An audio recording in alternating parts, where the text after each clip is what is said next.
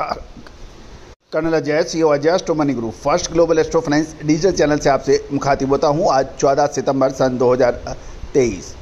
दोस्तों, oil seeds में एक अग्रणी कंपनी सोपा ने सोयाबीन की फसल की बुआई की रिपोर्ट जारी की है। जानिए पूरी रिपोर्ट विस्तार से।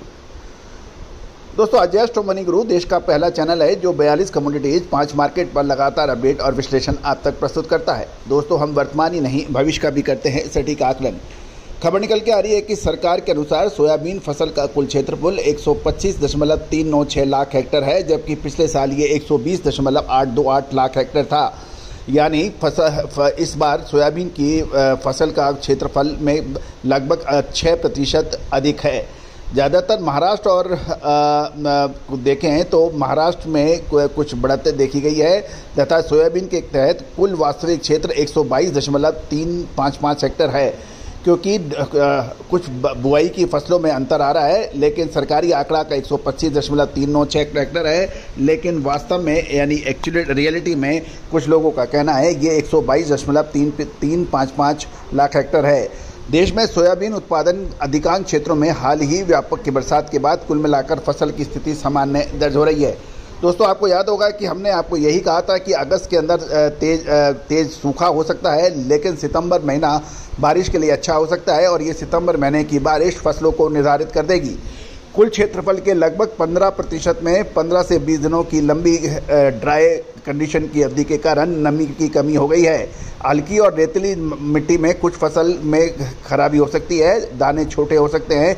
खराब फली के निर्माण के कारण इस क्षेत्र में सामान्य उपज प्रभावित हो सकती है। यानी कुल क्षेत्रफल का 15% में ऊंचा तापमान यानी हाई टेम्परेचर के कारण मध्य प्रदेश के कुछ क्षेत्रों में कीटों और बीमारियों का हमला भी देखा गया, जिससे उपज में कुछ नुकसान होने की संभावना बन रही है। इसके अतिरिक्त कुछ प्रमुख जिले जहां प्रमुख फसल में खराबी हुई है वह है मध्य प्रदेश के मंदसौर, नीमच, रतलाम, खंडवा, देवास, खरगोन और बाड़वानी। राजस्थान में कोटा, प्रतापगढ़, बारां, झालावाड़ और बीड साथ साथ ओशमनाबाद, परभणी, नांदेड़, अकोला, अमरावती और महाराष्ट्र के यवतमाल, इन इलाकों के अंदर मामूली फसल के अंदर क्षति बताई जा रही है। 20 से 25 जून के बीच JS 9560 और JS 20/34 और PS 1569 आदि जल्दी पकने वाली सोयाबीन की किस्मों के साथ बोई गई फसल पकने की अवस्था में है और ऐसे क्षेत्रों में दाने कम भरने और छोटे अनाज आकार होने के कारण उपज प्रभावित होने की संभावना बन गई है। फाइनली अंतर फसल के समायोजन के बाद सोयाबीन का कुल वास्तविक क्षेत्रफल पिछले साल की तुलना में 6.85% अधिक है, यानी लगभग 6.25% अधिक माना जा रहा है। अभी तक फसल की कुल मिलाकर स्थिति सामान्य है और फिलहाल हमें फसल की कोई बड़ा नुकसान होता नहीं दिख रहा है। ये है सोपा की रिपोर्ट। इस साल सोयाबीन की नई फसल आने में पिछले साल की तुलना में 10 से 15 दिन की देरी होने की संभावना बन गई है।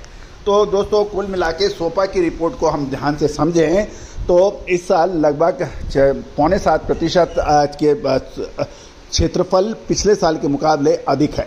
दूसरा, लगभग 15% फसल के अंदर मामूली क्षति होने की संभावना है। तीसरा महत्वपूर्ण जो बिंदु है कि महाराष्ट्र, राजस्थान के कुछ इलाकों में फसल नुकसान हो सकती है। लेकिन अब एक बड़ा सवाल ये है कि 7.25% क्षेत्रफल में वृद्धि क्या कुल फसल को प्रभावित करेगी।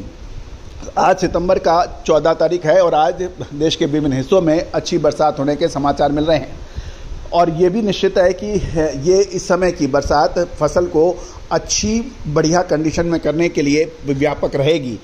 अब कुल मिला के जो वर्तमान स्थिति सोपा की दिखाई दे रही है, उसकी रिपोर्ट दिखा रही है, उसके मुताबिक सोयाबीन की फसल अच्छी आ सकती है और इसमें सरप्लस पिछले साल के मुकाबले हो सकता है।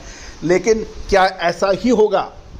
दोस्तों, आप हमारा साउथ वेस्ट मानसून के ऊपर जो मानसून शुरू होने से पहले जो अपडेट है और इसके अतिरिक्त हमने पिछले 15-20 दिन पहले भी लगातार एक अपडेट दिया है कि मानसून की क्या स्थिति होगी। फसल की फाइनल स्टेज मानसून की स्थिति पर निर्भर करता है और अजय एस्ट्रो मनी गुरु आपको हमेशा मानसून पर अपनी बढ़त दर्ज करता है, मानसून की सटीक विश्लेषण करता है, जिससे हमारे चैनल की विश्लेषण मेथोडोलॉजी दूसरों से बेहतर हो जाती है। याद रखिए, साल 2020, साल 2021, साल 2022 और अब साल 2023, साल 2022 तक हमारा ज़बरदस्त आकलन रहा सोयाबीन, सरसों और दूसरे ऑयल सीड्स में। अब साल 2023 का आकलन अक्टूबर महीने में होगा, हम उसको लगातार अपडेट करेंगे। दोस्तों, आपको याद होगा लगभग 3 महीने पहले ऑयल सीड्स यानी तिलहन के ऊपर लगातार सब लोग मंदी में थे। हम लोगों ने आपको तेज़ी का अग्रिम विश्लेषण दिया था और कहा था कि सरसों में रिकवरी होगी और सरसों में पिछले निचले स्तर से जो रिकवरी हुई, उम्मीद है कि उसमें आपने भरपूर लाभ उठाया होगा। अब नंबर सोयाबीन का है। क्या सोयाबीन के भाव और गिरेंगे? क्या सोयाबीन के भाव अक्टूबर के अंदर फसल के आने पर गिर सकते हैं या फिर होगी बड़ी तेजी? इसकी विशेष रिपोर्ट के लिए संपर्क कीजिए। याद रखिए दोस्तों, समय से पहले जो उठता है वो हमेशा ही स्वस्थ और बढ़िया रहता है। समय से पहले जो व्यापारी माल का अनुमान लगाता है वो व्यापारी हमेशा फ़ायदा उठाता है। तेजी निकल आने के बाद तेजी, मंदी आने के बाद मंदी और सांप निकलने के बाद लकीर को पीटना निश्चित रूप से कुछ फ़ायदा कभी नहीं होता। All the very best, good luck, happy trading.